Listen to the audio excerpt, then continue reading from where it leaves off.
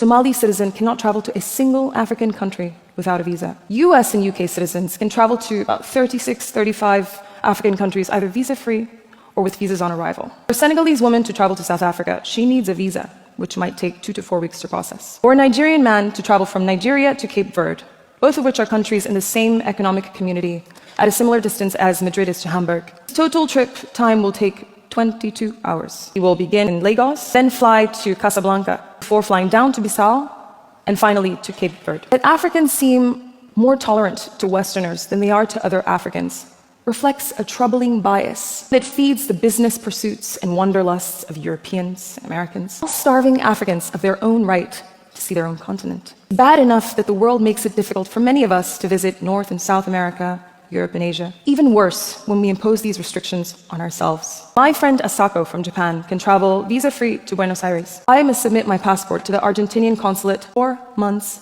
in advance and pay a visa application fee, which feels like a tax. Just think about that for a second. Think about giving up your travel document for 4 months. How inconvenient it would be for your life. You would essentially imprison yourself in that country, wherever you're applying from, for that period of time, until a decision has been made. That decision is not a guaranteed yes. Despite the obstacles, I always comply and say whatever is asked of me. Because I feel I have as much of a right to see and discover this planet as any other person. I've lived on 3 continents. I've visited over 50 countries. I've seen how the treatment of certain passports gives agency to a politically correct form of discrimination. So how did we get here?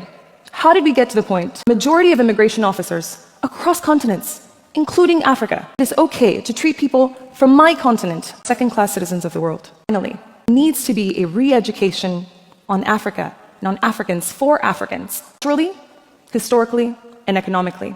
These conversations need to happen in classrooms as well as around dinner tables. Will in turn improve the quality of conversations in business and international forums. We as Africans are responsible for creating an Africa that is stable and that presents real growth opportunities, sufficiently curious about one another, and to treat each other with respect. To realize that if an American citizen can travel visa-free to South Africa, a citizen of Niger will be allowed the same right. It is the responsibility of the rest of the world to resist the temptation to make fast money in Africa, to instead consider mutually beneficial long-term opportunities. Maybe, just maybe, we can create a world that is more welcoming to Africans, not just Africans. More importantly, one in which we Africans are welcoming to each other.